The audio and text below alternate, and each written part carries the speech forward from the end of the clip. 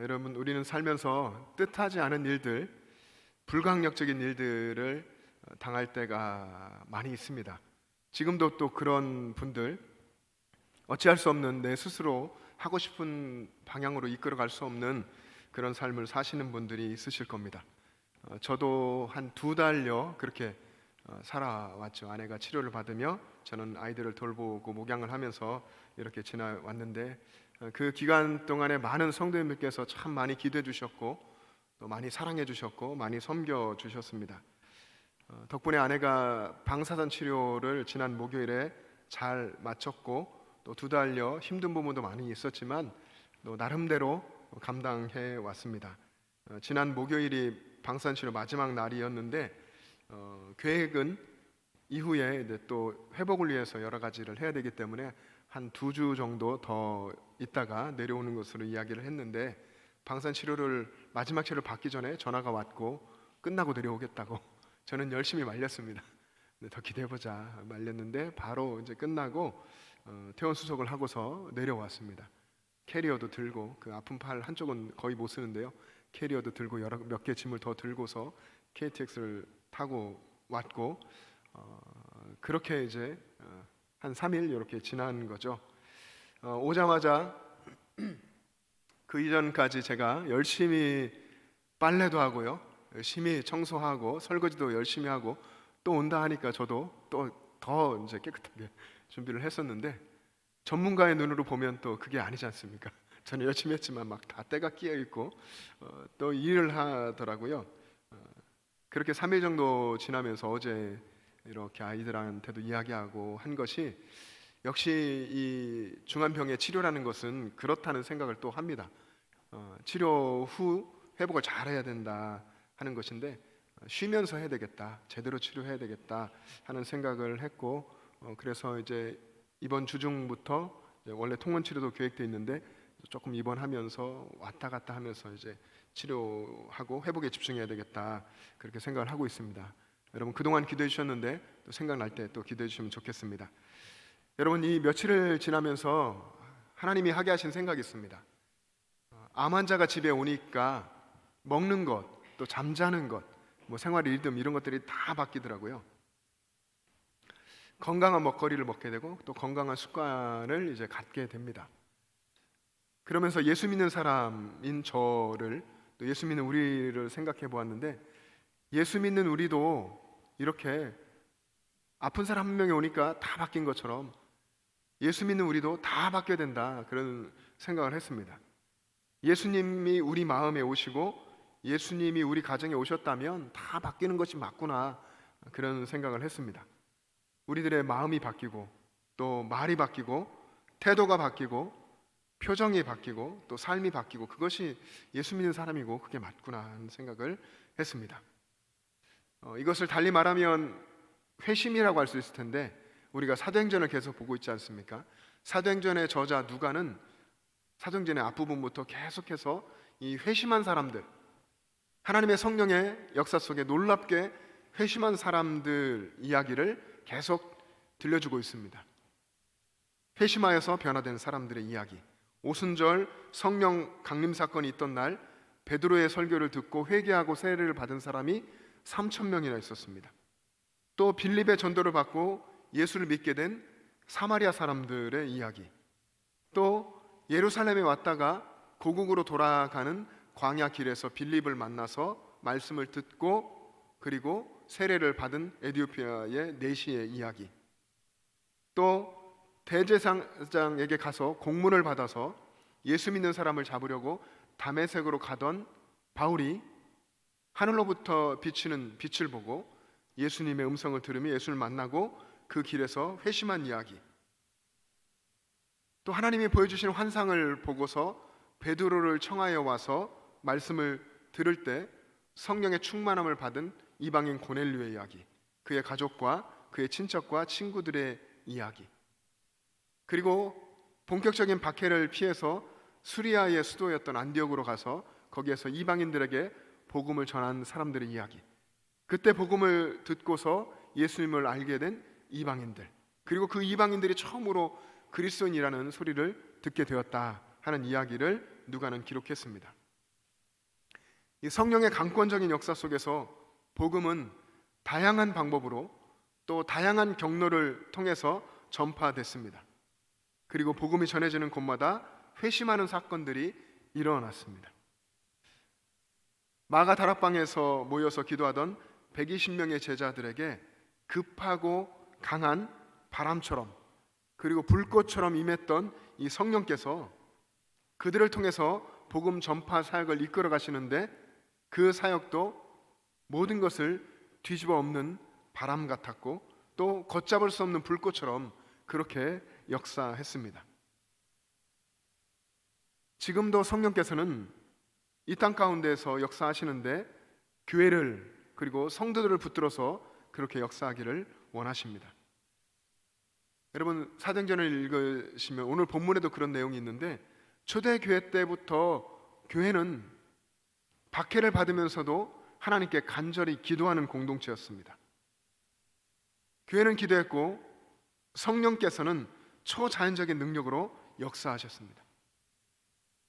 여러분, 우리의 모임인 이 교회도 기도하는 교회가 된다면 성령께서 행하시는 놀라운 역사를 보게 될 것입니다.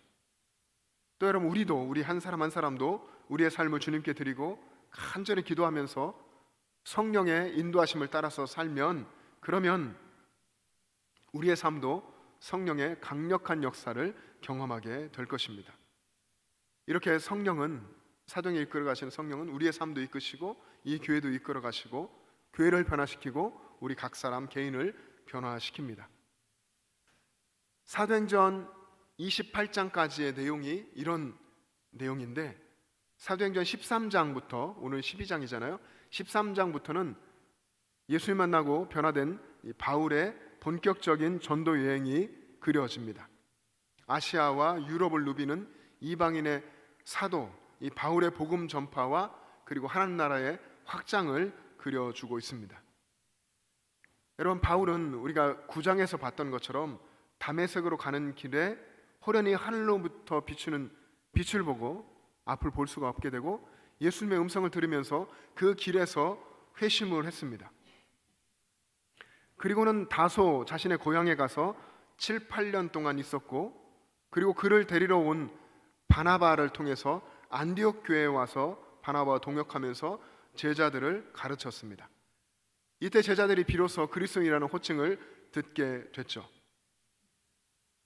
여러분, 안디옥 교회에서 1년 동안 바울이 목회하지 않았습니까? 7, 8년 동안 고향에서 묵상하고 기도하며 하나님께 집중했었고, 그리고 안디옥에 와서 목양을 하면서 이제 목회, 하나님 마음을 더 깊이 알고 배웠을 겁니다.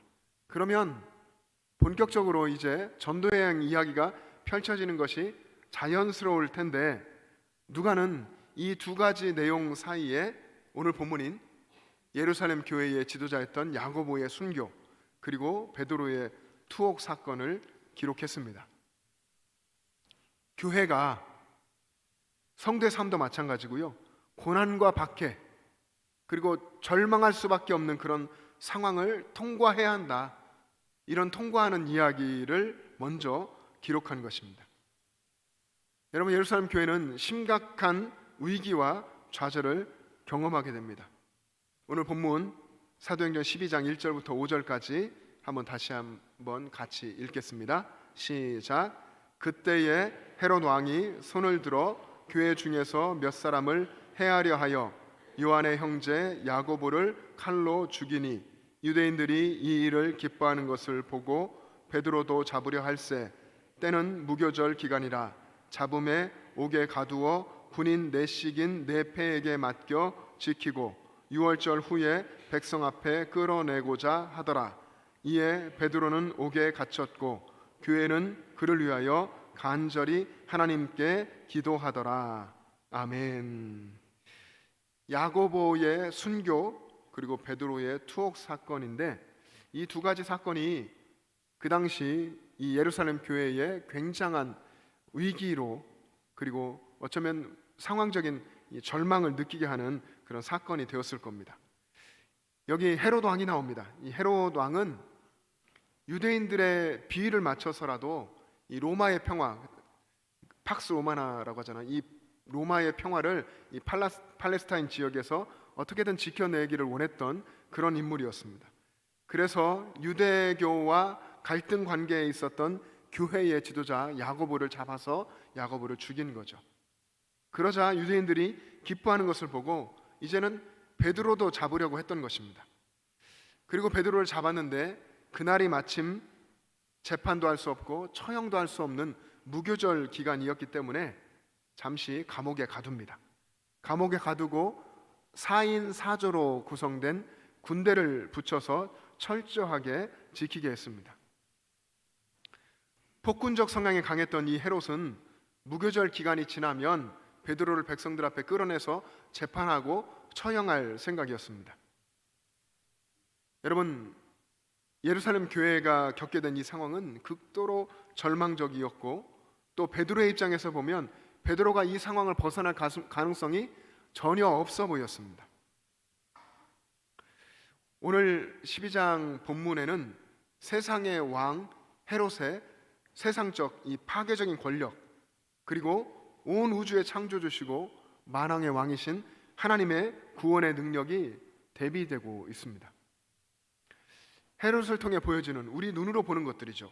헤롯을 통해서 보여지는 세상 나라의 힘이 감당할 수 없을 정도로 커 보일 수 있지만 하나님은 언제나 세상 권세를 꺾으시고 구원을 이루십니다.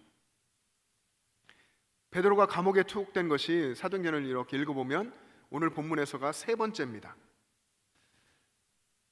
이전에 이미 2번이나 투옥된 적이 있었다는 것이죠. 그리고 2번 다 이제 감옥에서 나오게 됐던 겁니다. 첫 번째가 사도행전 3장과 4장에 기록된 내용인데, 이때 베드로가 성전 미문에서 구걸하고 있었던 나면서부터 안진뱅이 된 사람을 예수님의 이름으로 고치게 됩니다. 그런 후에 그 일 때문에 공회에 잡혀가서 감옥에 투옥됐다가 풀려났습니다. 위협을 받고 그때 풀려났습니다. 그리고 이제 5장인데 5장에서는 사도들을 통해서 수많은 기적과 표적이 나타났고 그리고 백성들로부터 칭송을 받게 됩니다. 그러자 베드로를 포함한 사도들을 잡아서 옥에 가두게 되죠. 근데 그날 밤에 주의 사자가 나타나서 옥문을 열었고 사도들은 감옥을 나와서 성전으로 가서 이 주의 사자의 명령을 따라 성전에 가서 백성들에게 복음을 전했습니다. 베드로는 담대했고 공회 앞에서 조금도 두려워하지 않았습니다. 그리고 오늘 본문에서 베드로는 폭군 헤롯에 의해서 체포돼서 세 번째 감옥에 갇힙니다. 이미 2번 감옥에 갇혔을 때에도 초자연적인 하나님의 도우심으로 풀려났었죠. 그런 베드로였기 때문에 이번에는 헤롯이 4인 4조로 조직된 군대를 붙여서 철저하게 지키도록 명령했습니다. 여러분, 보통은 죄수 한 명을 감옥에 가둔다면 철창도 있을 것이고요, 나름의 만들어진 것이 있고 그 안에 가두어두는 거기 때문에 지키는 군인 한 사람이면 충분하죠. 그런데 이 세 번째 베드로가 잡혔을 때에는 베드로의 두 손에 쇠사슬이 채워졌고 양옆에 군인들이 있었습니다. 감방 안에 있을 텐데 그 옆에 양쪽으로 군인이 있었고 그리고 감옥 밖에도 두 사람의 군인이 지키고 있었습니다. 상황적으로 보면 우리가 인생에서 정말 어찌할 수 없는 상황을 만나는 것처럼 이번만큼은 베드로가 감옥에서 나올 수 있는 가능성이 전혀 없어 보였습니다. 게다가 이제 밤이 지나고 다음 날 되면, 날만 새면 야고보와 똑같은 운명에 처해질 것이 분명했습니다. 그럼에도 불구하고 베드로는 두려움에 떨기는커녕 불안해하지도 않았습니다. 성경에 여러분 보시면 베드로가 두 군인들 사이에서 잠이 들었다고 했습니다. 얼마나 담대했으면, 얼마나 하나님을 바라보면서 그 마음이 평안했으면 그 자리에서 그렇게 잠을 잘 수가 있었겠습니까? 베드로는 죽음에 대해서 담대한 태도를 보여주었고 교회도 베드로가 옥에 갇혀 있는 동안 베드로를 위해서 하나님께 간절하게 기도했습니다. 우리가 아까 같이 읽었는데요, 이번에 5절 말씀을 한번 같이 또 읽어보겠습니다. 5절 시작. 이에 베드로는 옥에 갇혔고 교회는 그를 위하여 간절히 하나님께 기도하더라. 아멘. 베드로는 옥에 갇혔고 이 상황이 정말 어찌할 수 없는, 도저히 풀려날 수 없는 상황 같은 그런 상황이었는데, 교회는 이 베드로를 위해서 간절하게 하나님께 기도했다. 여러분, 예루살렘 교회의 성도들이 기도하는 모습이 어떤 모습이었겠습니까? 성경에서는 간절하게 기도했다 이렇게 썼는데, 이 간절히라고 하는 헬라어 단어가 에크테노스입니다. 이 에크테노스라고 하는 단어가 사도행전은 누가가 썼잖아요. 누가가 또 누가복음도 썼습니다. 이 누가복음 22장에 한 번 더 이 단어가 나오는데, 누가복음 22장은 예수님이 십자가를 앞두시고 겟세마네 동산에서 기도하는 장면을 기록한 곳입니다. 예수님께서 힘쓰고 애써 간절히 기도하여서 땀이 땅에 떨어지는 핏방울 같이 보일 정도로 고뇌하시던 그 모습을 표현할 때에 이 단어를 또 한 번 썼던 것입니다. 여러분, 그러니까 누가가 이렇게 썼다고 하는 것은 예루살렘 교회의 성도들이 감옥에 갇힌 베드로를 이번에도 풀어주시겠구나 믿고서 힘쓰고 애써 간절하게 기도했다는 것입니다. 그 모습이 마치 예수님께서 겟세마네 동산에서 고뇌하시면서 땀이 땅에 떨어지는 핏방울처럼 보일 정도로 간절하게 기도하셨던 것처럼, 그렇게 예루살렘 교회의 성도들이 기도했다는 것입니다. 사도행전 12장 이 장면에서는요, 헤롯의 권력이 강력하게 나옵니다. 그런 칼의 권세, 이런 세상 권력, 그리고 감옥의 구속력을 가지고 있는 이 세상이 나오고, 그리고 다른 한쪽에서는 대치를 이루는 것이 세상 권세와 죽음도 두려워하지 않는 베드로, 믿음의 사람 베드로, 그리고 하나님께서 이루어 주실 그런 기도의 능력을 의지하는 교회가 있습니다. 이런 영적인 구도 속에서 담대한 베드로는 군인들 사이에서 잠을 자고 있었고, 문 밖에는 또 두 사람의 간수들이 지키고 있는 이런 한밤중에 호련히 주의 사자가 나타나서 베드로를 깨워서 감옥 밖으로 이끌어냅니다. 여러분, 사도행 12장에 이 장면에서 누가가 강조하는 것은 주의 사자를 통한 하나님의 간섭입니다. 하나님의 역사하심입니다. 베드로가 잠을 자고 주의 사자가 옆구리를 쳐서 깨우고, 그리고 그의 손에서 쇠사슬이 벗어지고, 그리고 주의 사자가 명령합니다. 옷을 입어라. 일어나서 띠를 띠고 신을 신으라. 겉옷을 입고 따라오라. 이 명령을 듣고 베드로는 그대로 다 순종하여 따라갑니다. 복도에서 근무하는 간수들을 지나고, 그리고 바깥문이 저절로 열렸습니다. 베드로는 이제 시내로 나오고 주의 사자가 그를 떠나기까지 이게 꿈인지 생시인지 환상인지 알지 못했습니다. 베드로를 구원하시는 하나님의 역사는 꿈인지 생시인지 환상인지 분간하지 못할 정도로 베드로를 강권적으로 이끌었던 것입니다. 드디어 날이 새서 베드로를 처형하기로 한 날이 되었을 때에 베드로가 감옥에 없지 않습니까? 군인들이 어디에 있는지 베드로를 찾았지만 찾을 수 없게 되었고, 그래서 이 폭군 헤롯은 이 간수들을 신문하고 죽이라고 명령했습니다. 그리고 그는 유대에서 가이사랴로 내려갔습니다. 그리고 어느 날 헤롯이 왕복을 입고 단상에 앉아서 백성들 앞에서 연설을 했습니다. 그때 그의 연설을 들은 백성들이 이것은 신의 소리요 사람의 소리가 아니다 크게 외치기 시작했습니다. 어떤 책에 하면 이 외침이 2시간 이렇게 계속됐다는 기록도 있습니다. 교회사가 요세푸스가 이 장면을 기록했는데, 이때 헤롯이 입고 있었던 왕복, 헤롯의 겉옷이 있지 않습니까? 이 겉옷이 은이 포함된 고급 직물로 만들어졌기 때문에 아침 빛이 비추면 아주 밝게 빛났다고 합니다. 그래서 그런 연설하는 모습을 보고 사람들이 신이라고 환호했다라고 기록했는데, 여러분, 그럴지라도 이건 터무니없는 환호 아닙니까? 그리고 요세푸스가 이어서 기록하는 것이, 이때 헤롯이 백성들을 꾸짖지 않았고 그들의 불경한 아첨을 거부하지도 않았다. 이렇게 기록했습니다.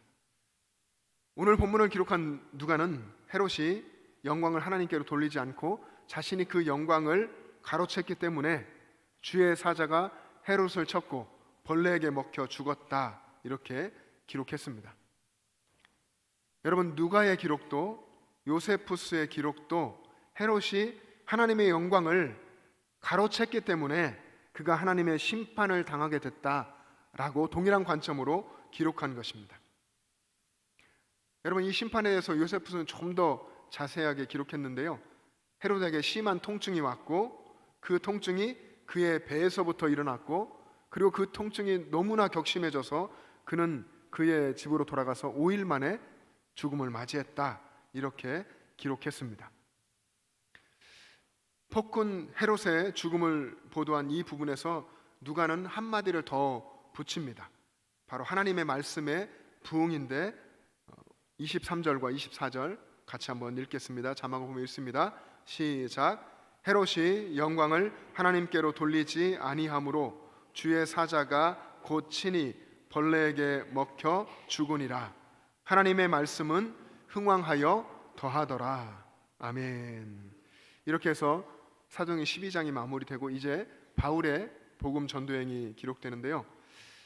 헤롯은 교회의 지도자들을 체포하고 죽이고 핍박하면서 광포하게 폭군적으로 사실 권세를 휘둘렀습니다. 그러나 이 절망적인 상황에서도 교회는 위축되지 않았고 헤롯은 결국 벌레에게 먹혀 죽게 되고 하나님의 말씀은 더 흥왕하여 갔습니다. 이렇게 주님의 사자를 통해서 역사하신 하나님의 간섭으로 교회가 당한 상황은 완전히 역전됐습니다.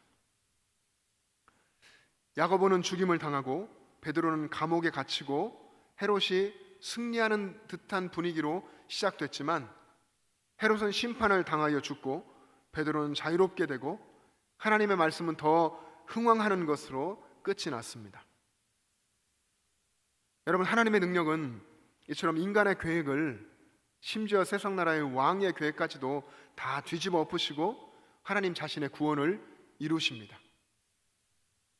하나님 우리 가운데 오셔서도 이와 같이 역사하십니다. 우리와 또 대비하는, 우리와 끝까지 싸워야 할 이 세상의 나라는 잠시 교회를 억압하고 복음의 전파를 방해하고 자신을 드러내며 스스로 영광을 취할 수는 있겠지만 그것이 오래 지속되지는 못할 것입니다. 결국 이 세상 나라는 무너지고 또 그들의 교만은 심판을 받게 될 것입니다. 오늘 말씀에 있는 베드로와 같이 여러분들이 하나님을 온전하게 신뢰하고 또 죽음도 두려워하지 않는 모습으로 복음을 붙들고 살아갈 수 있기를 바랍니다. 그리고 교회가 그렇게 하는 것처럼 여러분도 이 교회의 일원으로서 하나님 앞에서 간절하게 기도하는 기도의 사람이 되십시오. 그러면 여러분들이 하나님의 역사 속에서 반드시 승리하게 될 것입니다. 함께 기도하겠습니다.